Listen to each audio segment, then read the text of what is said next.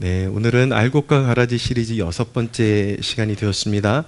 원래 7번째 시간인데 지난번에 한번 그 영상이 이렇게 유실된 게 있어가지고 녹화본으로는 오늘이 6번째 시간이 되게 되었습니다. 오늘 말씀의 주제는 알곡의 공통점, 그리고 신학적 차이보다 중요한 것, 교파적인 그런 차이들보다 훨씬 중요한 것이 무엇이냐, 알곡들에게서 교파와 교단을 초월해서 알곡들에게 전형적으로 나타나는 특징이 무엇이냐, 그것을 알아보고 우리 신앙에 과연 그러한 태도가 있는지 좀 점검해 보기를 원합니다.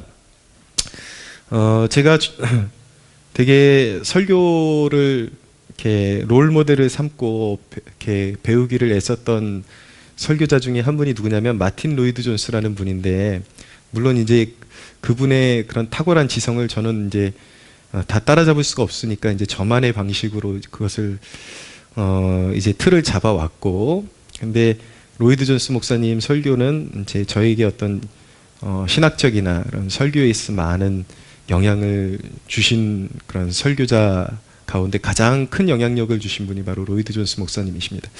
근데 이 로이드 존스 목사님은 전형적인 칼빈주의자죠. 메도디즘적, 그러니까 약간 이렇게 언어가 좀 이렇게 왔다 갔다 하기도 하는데 칼빈주의적 메도디스트, 그러니까 칼빈주의를 기본적으로 탑재한, 그러니까 메도디스트라는 것은 어떤 방법을 추구하는, 경건에 이르는 방법을 추구하는 사람들을 메도디스트라고 하는 것이거든요.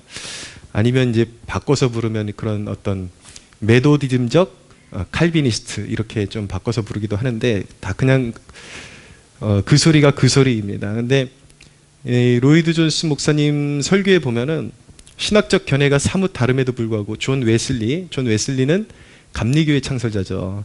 그 웨슬리 목사님에 관한 이야기가 자주 등장합니다. 근데 신학적 이론이 다르기 때문에 어떤 막 흉거리를 잡고 그런 대상으로 웨슬리 목사님이 자주 등장하는 것이 아니라 교파나 신학적인 견지는 다르지만 굉장히 본받을 만한 인물로서 존 웨슬리를 자주 거론하는 모습을 보게 됩니다. 그러니까 칼빈주의 신학과 웨슬리 신학은 좀 사뭇 차이가 있지만, 그럼에도 불구하고 이 칼빈주의자들의 신학에 웨슬리가 심심치 않게 등장하는 이유는 무엇이냐면, 신학적인 어떤 차이가 있음에도 불구하고, 그리고 칼빈주의적인 입장에서 보면 웨슬리는 예정론이나 하나님의 주권적인 면에 있어서 좀 치명적인 그런 신학적인 오류가 있다라고 그렇게 판단을 합니다. 그렇지만 신학적으로는 어떤 깊은 오류가 있다라고 그렇게 판단을 하지만, 왜 웨슬리를 자주 거론하냐면 웨슬리가 하나님 앞에 살아왔던 그 진실성, 하나님 앞에서의 겸손, 그리고 성결을 향한 열망, 그리고 웨슬리의 사역 가운데 있었던 좋은 열매들 때문에 분명히 이 사람은 하나님이 한 시대에 귀하게 사용하신 하나님의 사람이다라는 것을 인정하기 때문에, 그런 면에서 웨슬리의 삶을 이렇게 부각시키는 면이 있는 것입니다.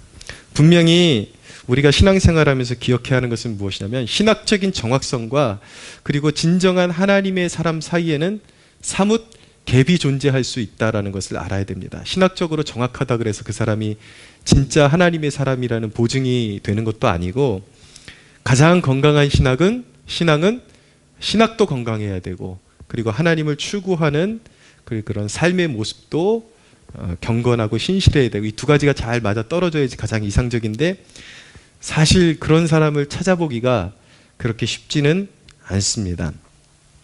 그래서 우리가 이 말씀 나눌 때 이왕이면 신학적인 정확성도 견지해 가면서 알곡의 공통점을 이야기하고 싶은 것입니다.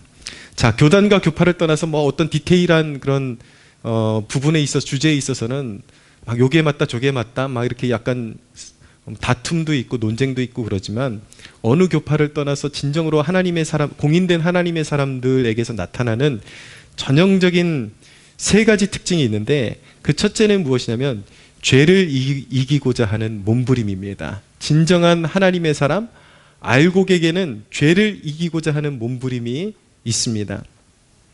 사실 우리가 예수 믿을 때에 예수님을 우리가 영접했을 때 지속적인 회개로 부름받은 것입니다. 우리가 믿을 때에 큰 회개가 수반되었어야 정상입니다. 그러니까 인생에 있어서 우리가 예수님을 영접할 때 큰 회개가 한번 일어났어야 정상인 것입니다. 그것은 단순히 내가 뭐 요만큼 요거 잘못했어요, 저거 잘못했어요 이런 개념의 회개가 아니라 내 인생의 방향의 자체가 송두리째 잘못되었음을 깨닫고 완전히 그냥 인생의 방향을 확 틀어서 하나님께로 돌아서는 그 회개를 말하는 것입니다. 진정으로 예수 믿은 사람이라면 이 큰 회개가 이미 한번 수반되었어야 정상인 것입니다. 그러나 그 큰 회개는 구원받은 영혼에게 있어서 일생에 단 한 번 이루어지게 되어 있는 것입니다. 그래서 예수님을 영접할 때 그 큰 회개가 이루어진 사람은 원죄와 죄책으로부터 깨끗이 사함받았다라고 우리가 말하는 것입니다. 그것은 무엇이냐면 우리를 지옥에 빠뜨리는 죄악, 우리가 태어날 때부터 가지고 태어난 인간의 본성적인 그 죄악과 그 죄의 결과로, 죄책이라는 것은 죄의 책임을 말하는 것이거든요. 죄의 결과. 그러니까 인간이 죄인으로 태어났기 때문에 지옥에 가게 되는 것인데, 이제 예수님을 믿을 때 큰 회개를 수반했던 사람은 예수님의 그 보혈의 공로로 그 원죄가 씻김받고 그 죄책으로부터 자유하게 되는 것입니다. 그래서 원죄를 씻김받았기 때문에 지옥에 가지 않게 되는 것입니다. 할렐루야. 예. 그 원죄로 말미암은 죄의 결과를 깨끗이 사함받은 사람이 그 큰 회개를 이룬 사람인 것입니다. 그러나 그렇게 구원받은 사람도, 구원받은 이후에 큰 회개를 한번 이룬 사람도 그 옛사람 안에 있는 그 옛사람의 역사에서, 그 옛사람 안에 있는 죄성의 역사에서 그 죄의 유혹에 타협하게 되면은 하나님과의 관계를 악화시키게 되고 하나님의 징계를 불러오게 되는 것입니다. 그러니까 원죄를 사함받고 지옥에 가지는 않게 되었지만은 그 죄성을 죽이지 않고, 여전히 남아있는 죄성을 죽이지 않고 자아를 부인하지 않고 죄 가운데 계속 타협하게 되면은 하나님과의 관계를 악화시켜서 하나님이 아버지로서 이제 징계하시는 것이죠. 그 징계가 개인적으로 올 수도 있고, 그리고 사회적으로도 올 수도 있는 것입니다. 가끔씩 이제 이 장로교 토양에서 신앙생활 했던 사람들 가운데 이 부분을 잘못 알고 있는 사람들이 있어가지고, 우리가 크리스천으로서 일상에서도 거룩하게 살아야 된다, 그리고 죄를 이기는 삶을, 죄와 싸우는 삶을 살아야 된다 그러면 어떻게 대답하는 사람들이 있냐면, 우리는 이미 다 죄 용서받았는데 하나님 앞에 징계를 받는다라는 것은 성경적이지 않다라고 말하는 사람들이 있습니다. 그래서 율법으로는 구원받을 수 없으니까 이제 구원받은 사람은 자기가 원하는 대로 마음대로 살아도 뭐 징계받는다, 하나님 앞에 뭐 심판받는다, 징계받는다, 이런 얘기하는 건 율법적인 것이지 복음적이지 않다라고 말하는 사람들이 있는데, 그것은 정말 잘못 알고 있는 경우인 것입니다. 그런 신앙생활, 그런 신앙적인 태도를 뭐라 그러냐면 바로 구원파적인 신앙적인 태도다 말하는 것입니다. 분명한 것은 무엇이냐면, 개인적으로 하나님 앞에 죄를 쌓아가거나 하나님께서 계속 뭔가 마음에 책망 주시고 어떤 돌이키라는 사인을 주심에도 불구하고 죄를 쌓아가게 되면 그 죄에 상응하는 징계가 내리게 되어 있습니다. 그리고 특별히 교회적으로, 사회적으로 교회가 빛과 소금의 역할을 감당하지 못하고 교회적으로 병들어간다면, 하나님의 교회가 병들어가면 사회적으로도 하나님의 징벌이 임할 수도 있는 것입니다. 예, 분명히 하나님의 징벌이 있어요. 사회적으로도. 예, 세계 1, 2차 대전, 이 모든 세계 속에서 일어나는 크고 작은 분쟁과 환란과 이런 배후에 그런 인간의 그런 죄악이 도사리고 있지만, 특별히 하나님의 교회가 깨어있지 못하고 교회로서의 사명을 감당하지 못할 때 하나님께서 어떤 국가적인 그리고 사회적인 징벌을 허락하실 수도 있다는 것을 한순간도 잊지 말아야 합니다. 존 칼빈은 뭐라고 말했냐면, 이미 회개했으니 더 이상 회개할 필요가 없다고 생각하여 육체를 죽이는 일에 대해서 전혀 관심을 갖지 않는 것은 잘못이다 라고 그렇게 분명히 못 박아서 가르쳤습니다. 그래서 존 칼빈은 일생의 그리스도인에게는 특별한 회개와 일생에 행해지는 일상의 회개가 따로 있다라고 분명히 구별을 해서 가르쳤습니다. 지금 제가 말씀 그대로의 내용을 반복하는 것입니다. 존 칼빈에게 있어서도 진정한 그리스도인은 예수님 믿을 때 일생의 일회적인 단회적인 큰 회개가 한번 일어난 것이고, 그리고 진정으로 그가 그리스도인이라면 일상에서 소소하게 짓는 죄들에 대해서 하나님 앞에 깨끗하게 계속해서 회개해야 죄 용서함 받고 하나님과 좋은 관계를 유지할 수 있다, 이렇게 가르쳤던 것이죠. 이것이 바로 성경적인 것이죠. 그런데 칼빈에 대해서 정말 알지도 못하는 사람들이 칼빈이 회개를 등한시했고 회개의 삶을 가르치지 않았다라고 그렇게 말하는 사람들이 있는데, 칼빈의 칼자도 모르는 사람들이 자꾸 칼빈을 평가를 하니까 이런 무지한 소리를 하고 있는 것입니다. 심지어 칼빈은 일생에 있어서 그리스도인이라면 그냥 세상의 쾌락을 추구하고 이런 삶을 절대로 살아서는 안 되고 금식을 잘 활용하는 삶을 살아야 된다. 크리스천의 삶은 그 삶의 과정 자체가 일종의 영구한 금식의 모습이 되어야 한다라고 그렇게 가르쳤습니다. 심지어 이 칼빈의 가르침을 따르는 사람들 가운데서도 학문적으로 따르는 사람들은 이런 오류를 자주 범할 때가 있습니다. 그래서 어떤 방법적으로 하나님 앞에 더 가까이 다가서고자 노력하는 모습에 대해서 그건 율법주의지 복음이 아니다라고 가르치는 그런 칼빈주의자들이 있는데, 그것은 칼빈주의를 실제적인 신앙의 견지에서 접근한 것이 아니라 지나치게 학문적으로만 접근했기 때문에 실제적인 칼빈의 가르침과는 전혀 다른 쪽으로 나아가게 된 것이죠. 분명한 것은 칼빈은 분명하게 진정한 그리스도인은 날마다 회개를 이루며 일상에서 금식하는 그런 삶을 소중히 여기면서 더욱더 죄를 멀리하고 하나님께 가까이 가는 삶을 살아야 한다라고 그렇게 가르쳤던 것입니다.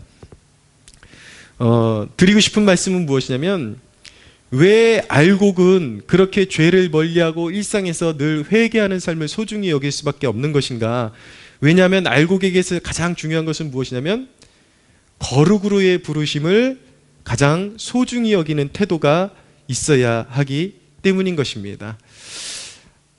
알곡은 죄를 혐오하기로 결단한 사람이 바로 알곡이에요.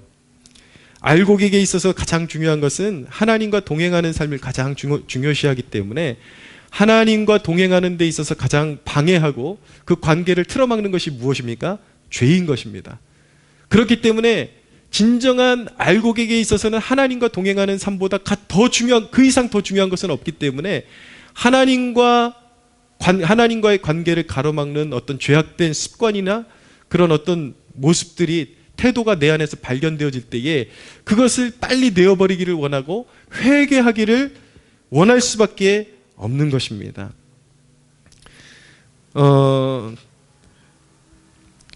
마틴 로이드 존스 목사님은 이 칼빈주의자가 어떤 사람인가에 대한 정의를 내릴 때에 칼빈주의자는 성령의 오심과 물러가심을 아는 자다라고 말했거든요.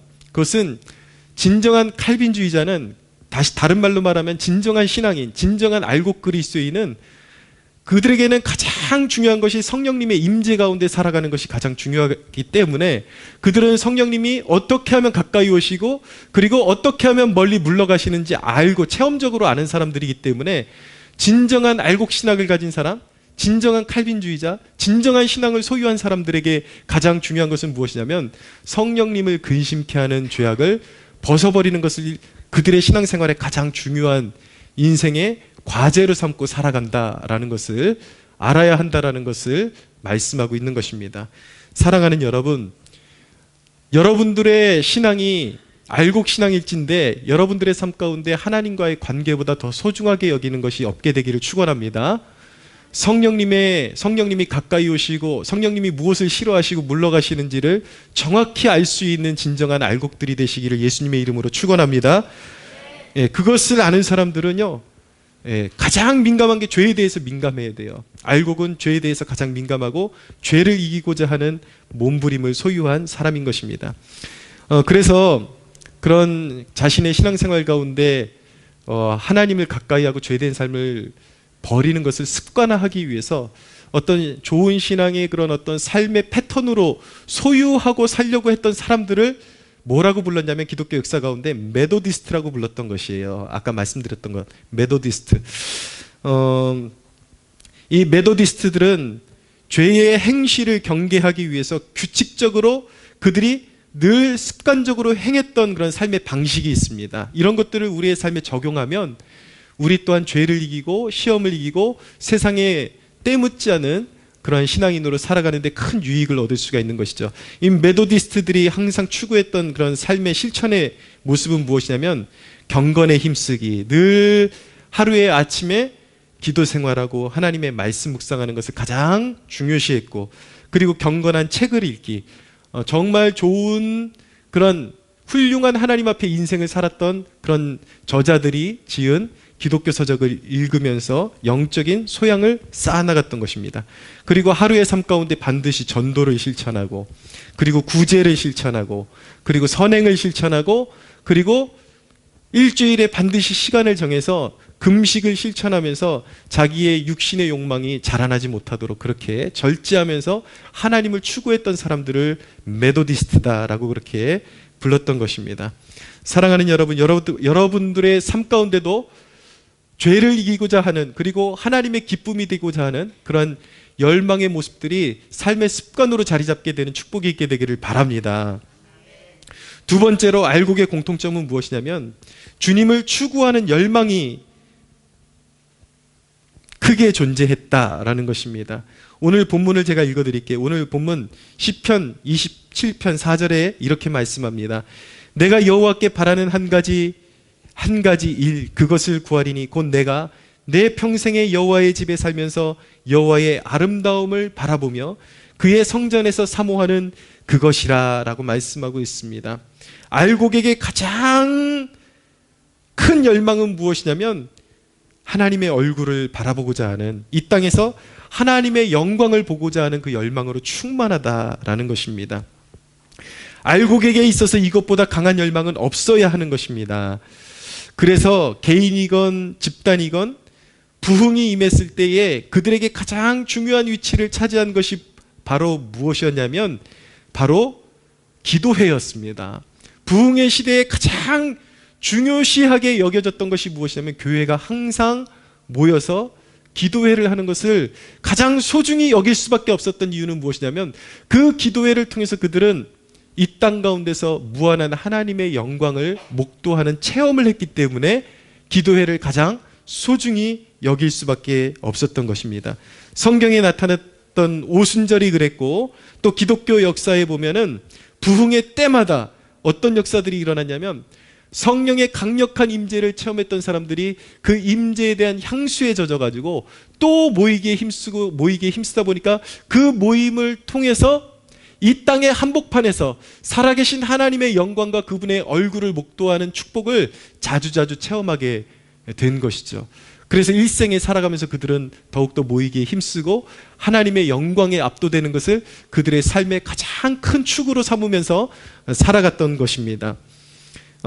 말씀드렸던 존 웨슬리의 기록에 보면은 이 존 웨슬리와 함께 모였던 이 클럽 안에는 단순히 그런 웨슬리의 신학에만 동조하는 사람들만 있었던 것이 아니라 이 칼빈주의자들도 함께 모여서 그런 어떤 자기의 신학적인 색깔을 초월해서 함께 모여서 함께 주기적으로 기도했다라는 기록이 있는데, 이 존 웨슬리의 기록에 보면 그런 신앙의 다양한 부류들이 함께 모여서 이렇게 주기적으로 철야 기도를 했다라는 대목이 있습니다.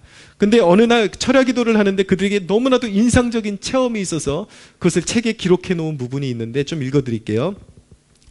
새벽 3시쯤 우리가 계속 기도하고 있었을 때에 하나님의 능력이 우리 위에 강하게 임하였고, 많은 사람이 기쁨에 넘쳐서 소리를 질렀고, 또 많은 사람이 바닥에 넘어졌다. 우리가 조금 회복되었을 때에 하나님의 위대하신 임재를 체험한 우리는 모두 한 목소리로 당신을 찬양합니다. 오 하나님, 당신이 우리의 주님이심을 인정합니다 라고 소리쳤다고 그렇게 기록하고 있는 것입니다. 여러분, 우리가 모일 때도 이런 축복이 있게 되기를 소원합니다. 할렐루야. 예, 우리의 기도가 더 강력해지기를 소원합니다. 저는 우리의 이 기도회가, 이 지금 미랄과 같은 여러분들의 이 기도의 헌신이 정말 강력한 기도의 부흥으로 나타나기를 간절히 소원합니다. 할렐루야.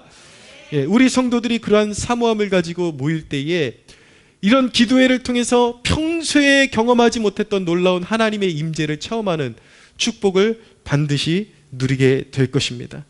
그래서 알곡은요, 기도 모임에 나오면 자신의 영혼을 살아나는 것을 느껴야지 알곡인 것입니다. 이 정말 가라지는요, 기도회만큼 지루한 것이 없어요. 그러나 진정한 알곡들에게는 기도를 열심히 뜨겁게 같이 모여서, 성도들 간에 같이 모여서 힘을 합쳐서 기도할 때에 거기서 깊은 성령의 임재도 체험하고 내 마음의 묶임이 풀어지고 여러 가지 그런 쇠사슬들이 끊어지는 것들을 경험하게 되면서 기도의 능력을 체험해야 정상인 것입니다. 여러분들의 그런 모든 신앙 가운데 그런 축복이 있게 되기를 바랍니다. 여러분, 가라지는 그렇지만 영적인 열망과 그런 궁극적인 부르심에 대한 어떤 성취에 대한 관심이 없습니다. 하나님의 영광을 목도하는 것, 하나님의 얼굴을 바라보게 되는 것, 가라지에게는 그런 관심이 전혀 일어나지를 않아요. 아무리 십수년 신앙생활해도 가라지의 신앙생활에는 하나님의 그 얼굴과 그 영광을 보고자 하는 그 열망이라고는 찾아볼 수가 없는 것입니다. 그래서 가라지는요, 가라지들에게 중요한 것은 신앙생활 하는 듯 보이지만 신앙생활 하면서도 오로지 그들의 관심은 어디에 있냐면 현세의 일에 있습니다. 그래서 우리의 신앙의 부르심이 그 영광스러운 하나님의 임재를 목도하며 하나님 나라를 추구하며 살아간다라는 데 초점을 두지를 않고 현세의 일이 잘 되느냐 안 되느냐에 따라서 이 신앙이 내게 가치가 있느냐 없느냐 그걸 따지기 시작하면서 조금만 고난이 와도 기도의 자리를 떠나버리고, 예, 왜냐하면 신앙의 목적 자체가 다른 거예요. 이 기도를 통해서 내가 더 거룩해지고 하나님의 영광스러운 얼굴을 목도하고자 하는 그 열망이 존재하지를 않고, 이 기도회를 나온다 할지라도 가라지는 이 기도회를 통해서 어떻게 해서든 나에게 당면한 현실적인 문제만 해결안 받으려는 그런 속셈이 있기 때문에 기도 응답이 조금 더뎌지거나 아니면은 나름대로 신앙생활 하는데도 불구하고 현세의 어려움이 온다거나 지속된다거나 그러면 그들은 그 현세의 일을 가지고 하나님을 스스로 평가하고 판단하고 믿음의 자리를 서스럼 없이 떠나기도 하는 것입니다. 사랑하는 여러분, 여러분들 안에 주님의 얼굴을 강력하게 추구하는 그 열망만이 뜨거워지는 여러분들 되시기를 축복합니다. 자, 세 번째 알곡은요, 일생을 헌신하고자 하는 열망으로 가득합니다. 자기의 일생을 그리스도를 위하여, 하나님을 위하여 드리고자 하는 열망으로 가득합니다. 그렇기 때문에 알곡은요, 일단 삶의 우선순위를 정립합니다. 어떤 개인 기도에 대한 열정이나 삶의 내용에 대한 필터링이 생기죠. 그래서 뜨겁게 개인적으로 주님 앞에 기도하는 것을 소중히 여기고 하나님 앞에 나아가는 것을 소중히 여기기 때문에 알곡은 어떤 자신이 하나님 앞에 나아가는데 방해되는 그런 스케줄이나 실속 없이 바쁜 일들을 전부 다 이제 가지치기를 하면서 필터링을 걸러내버리죠. 그래서 하나님 앞에 나아가는데 필요한 시간을 빼앗기지 않도록 그렇게 노력하는 모습이 바로 알곡의 삶의 모습인 것입니다. 그리고 그들은, 알곡은 이 땅에 집착시키거나 쾌락적이거나 영원한 목적에 악 영향을 주는 그러한 삶의 요소들이 있다면 그들은 그러한 삶에서 멀리하기를 힘쓰는 것입니다. 여러분, 우리가 진정한 그리스도인이라면 삶에서 어떤 돈벌이를 하는 데 있어서도 어떤 베팅을 해서 돈을 벌고 그런 돈벌이에 집착하게 만들고 결과에 따라서 일희일비하게 하는 그러한 일들은 멀리 할 수 있어야 합니다. 알곡은 왕성한 열정을 가지고 주님을 기쁘시게 하는 일에 힘쓰는 사람인 것입니다. 그래서 존 웨슬리와 함께 그 시대를 풍미했던 설교자가 또 누구냐면 조지 휘필드라는 사람인데, 이 조지 휘필드와 웨슬리가, 조지 휘필드는 칼빈주의자였고 웨슬리는 좀 다른 신학을 추구했지만 두 사람의 공통점이 무엇이었냐면 자신의 일생을 낭비 없이 하나님 앞에 드리고자 하는 열망으로 가득 찼던 사람이 휘필드와 존 웨슬리였습니다. 휘필드가 남긴 어록 중에 아주 유명한 어록이 무엇이냐면, 나는 내 인생은 녹슬어 사라지기보다 하나님 앞에 쓰임받아서 달아 없어지기를 추구한다라고 그렇게 유명한 말을 남겼죠. 진정으로 우리가 알곡일진데 우리는 어떤 삶을 사모해야 하는가? 쓸모없이 이 세상에 쓸모없는 인생에 살아가면서 녹슬어 사라지기를 원하는 것이 아니라 하나님의 영광을 위해서 닳도록 쓰임받기를 사모해야 하는 것입니다. 할렐루야. 존 웨슬리는 어땠습니까? 일평생 말을 타고 지구를 7바퀴 반을 돌 정도의 거리를 여행하면서 오직 주 예수의 그 놀라운 복음을 증거했던 사람이 웨슬리인 것입니다.